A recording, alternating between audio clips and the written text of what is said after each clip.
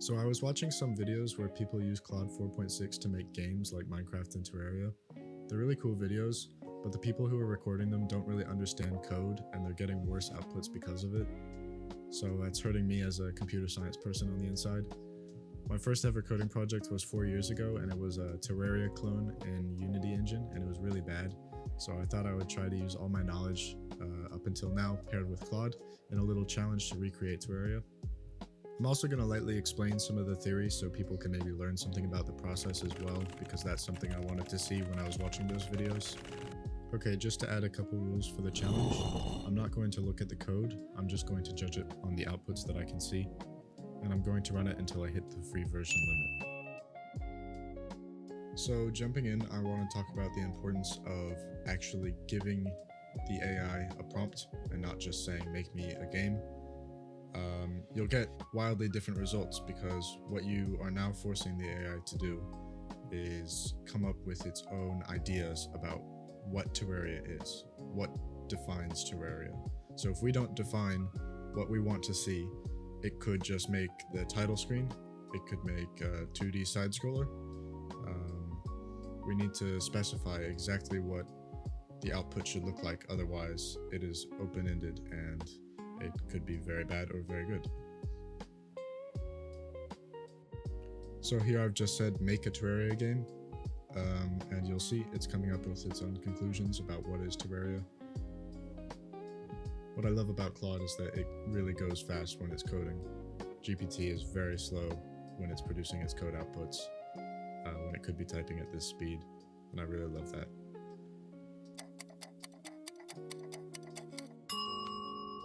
Okay, it seems to be done. So on this panel you can see that it has actually identified these features as what makes Terraria Terraria. Obviously we know that this game is really huge and can't be defined in just a couple features like this, but it has gone ahead and given us a world, ores, mining, building enemies. It's given us lava at the bottom. I think that's supposed to be hell. Torches, mini-map, and inventory and hotbar. So trying to jump into the game, first problem is that I can't actually click into the game, so it hasn't rendered that properly. And then the second problem was the collision with the trees. It's rendered the trees on the same level as the terrain. And we know in regular Terraria, you can just walk in front of the trees, so it has not got that sense of depth. But I am very impressed with the mini-map, that it knew to make a mini-map and a hotbar. Okay, so this is cool. I'm just digging down, and as you can see, it's given me a torch and some darkness. The torch doesn't actually light up anything very much, but we can see that there's ores around, and there is a mining delay. So it takes a certain amount of time to actually mine each block. That's an interesting mechanic that it's picked up on. That has not happened in any of the other times that I've tried this generation. And you can see that the inventory numbers for those blocks that I'm mining is actually going up as well.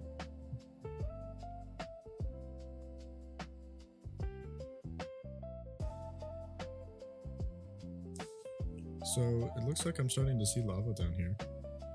I guess this is supposed to be either hell, or it's supposed to be just picking up on the fact that the further down you go, the more lava you see in the game.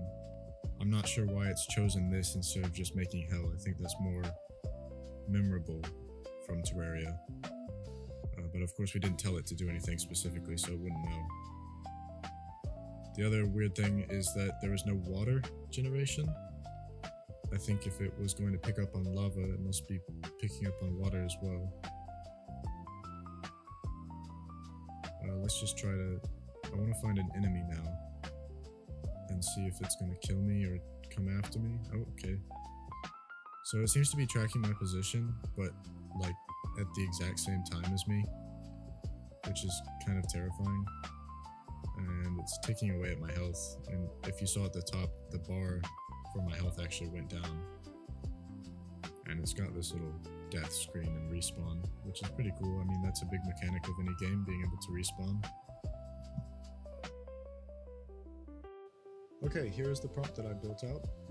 I've defined some rules for world generation, the camera movement, biomes and backgrounds, surface decorations, which is trees, how the player should be generated, the inventory and hotbar, and the block targeting and mining mechanics, and then the liquids for lava and water. Then we have some enemy design for slimes, the start and death screen, and the overall art style. So quickly going back to world generation, we're using a technique called noise, and this is the exact same technique that Terraria uses. It's just a 2D math operation called Perlin noise, and it's layered in a couple different ways. So let me show you how that looks. So I went ahead and had Claude actually make a diagram for all of the different levels of noise, because that's what we're using to create nearly every aspect of this game's terrain generation. Everything is noise, from the surface down to how all of the generation is math based. So without going into too much detail, we're using things called Perlin noise and layering to get all of the different aspects together into one thing, because if we just use one level of noise, we would have every sort of pocket of cave and every sort of hill look exactly the same in the same pattern, and that would not look very good. And for some things you want it to be more and less, and you want it to be very dynamic, so that's why you're using noise layering. So if we take a look at what noise actually looks like, you just realize it's a texture map where the values of the black space are -1 and the white space are the 1. So if you just assign things like, okay, the program wants to see the black space being caves and white space being dirt, you can already see how that would work in generation at a very simple level. And by changing the values, you can just make it more dense or less dense. So for our ideal generation, we want to have bigger chambers of caves, but we don't want them to be frailed like this. So now we're going to use a technique called stacking octaves. And basically we're taking the very basic shape from the noise and we're going to stack them together from different levels to create a more detailed noise texture. So this means that our caves aren't just blobs or big open spaces. They're actually detailed with corners and crevices.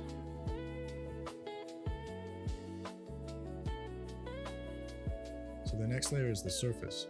We're just using a very simple signal, and we're going to take the heights of the signal and map that directly to the surface of the world. So as you can see, when you change the amplitude, you get more valleys and hills, and when you lower it, it just becomes a flat space. So maybe you're already satisfied with those big empty caves. Well, you can do this extra step called domain warping, where you're literally just taking that empty cave and you're stretching and pulling it to make it a more dynamic shape.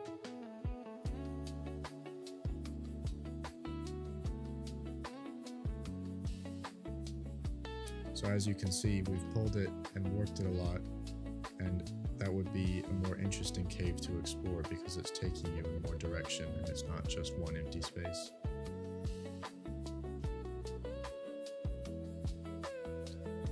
And here we can see the mapping to where we select the spot to be. If we're more critical in where we select it, we're going to have less of a cave, and if we're more accepting of the values, we'll have more of a cave.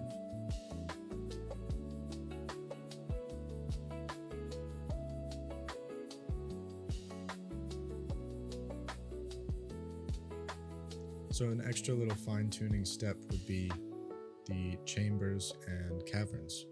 So if you take two separate values for big open space chambers and then these long connected tunnels, then you layer them together, you'll have a difference between all the types of caves that you have in your world. And you can do things like structure generation with this as well, pockets of water, pockets of lava. There's a lot of different outputs that you can get. So the final thing to look at would just be taking the vertical slice bands of the world and giving them biome values. And you can just set the math to separate them apart and play around with how big you want the biomes to be, and there you can see that is exactly how it would be in the world. So I think this is a really fun way to showcase exactly all the different levels that go into the terrain generation. Otherwise you'd have a very boring landscape, and it's very interesting to see that the people who made Terraria would be doing the exact same techniques, layering all these different values on top of each other, and they're different for every little thing as well. Alright, the final thing to do is to send off the prompt and generate. Okay, here we go. There's a really nice sort of overlay screen. Maybe we can get in this time. I already had to redo this once because it was not working, and that brought me all the way up to my limit. So I really didn't get to test out some more things that I thought I would, just because it was too heavy for the system and used all of my free usage. So it loaded us in. Some things I can see already is at the top right we have a really nice mini map. I can see that there's probably hell in the mini map. On the left over here we have hearts and a nice hotbar down at the center. There's a day-night cycle. I wonder if it's actually going to get dark. Okay, yeah, it's getting dark now. Quite high gravity on the player, but I'm really happy with the style and how it looks now. There's some clouds and trees, and that looks like a slime. It's a lot better. That looks like a Terraria slime. It's moving around naturally. So let's do a classic thing here and get some blocks and see if we can build. Yeah, and it's tracing the spots pretty nice, exactly where my cursor is. And we have a sword. It definitely spins. We can try to attack this slime. So, oh wow, it's very powerful. It's a very overpowered low-level slime. But you can see at the top right, top left, that is actually taking away my health and the hearts have gone black. And the generation in the mini-map that I can see where the caves are, that's really nice. This is way improved compared to what I was seeing from the other ones.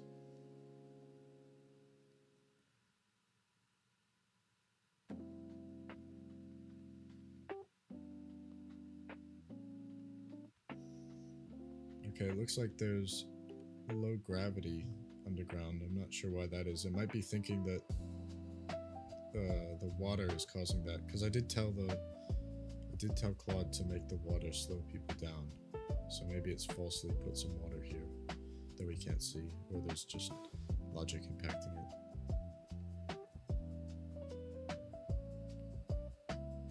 It is very difficult to tell without actually looking at the code, but I think I'm going to try to go down to hell here. Maybe find some water to see if that will work.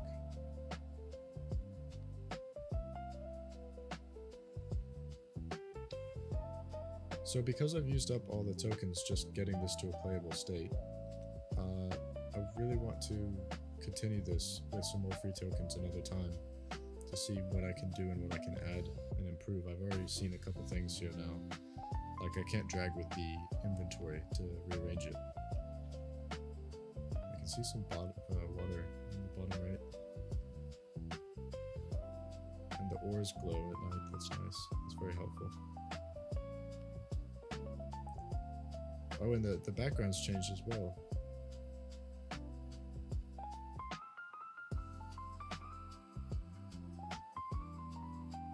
Seems to be a random piece of water. Okay, the lava looks like animated.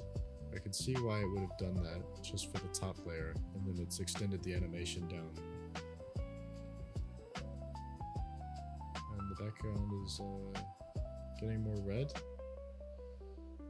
And it says the underworld at the top right, so we know we're there. Last thing to check is if it actually does damage to me.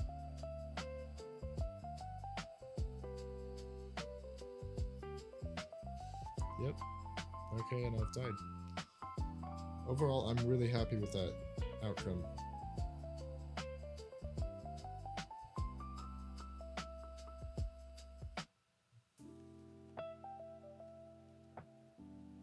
I don't think that when I first tried coding and when I first tried to use Unity engine to make a Terraria clone and followed this very long YouTube series 4 years ago, I don't think I ever would have expected that I could just tell, sort of conversationally an AI to do it and it would have done it for me. And I think this is really important to show how far we've come from those Will Smith eating spaghetti videos from 2022.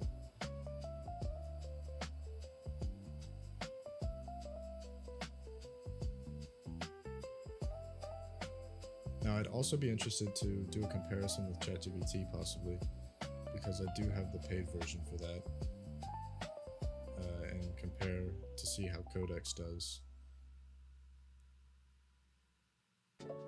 The other thing that I'm conscious of is that this is running in a single HTML file, which is probably very cumbersome for my browser.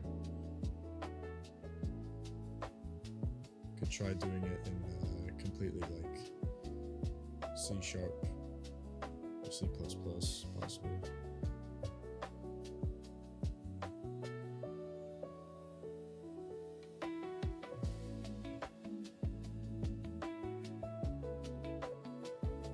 So something interesting that I didn't really mention with the noise and terrain generation is that there is no actual connection to the surface, and that I think is done using a method called worms in Terraria, where you have the generation for the caves, and then the game does another pass where it spawns basically a tunnel that connects down to the cave system, and it just randomly generates a blob on the surface with an opening, and that becomes the entrance, and then it tunnels its way down through generation code.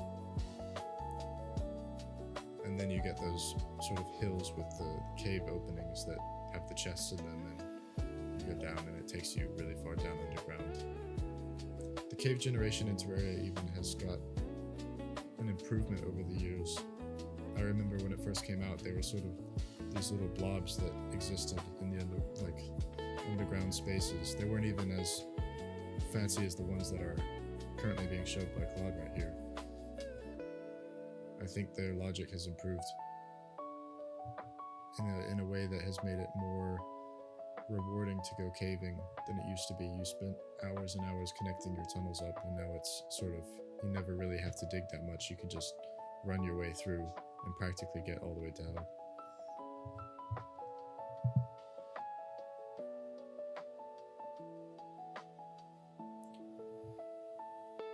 Anyways, I've built my little house and I'm pretty satisfied with this, so I think I'm going to call it here. Hopefully I'll make another one of these if I have the time. I'm very busy doing college. I'm going to take a quick screensaver here until the time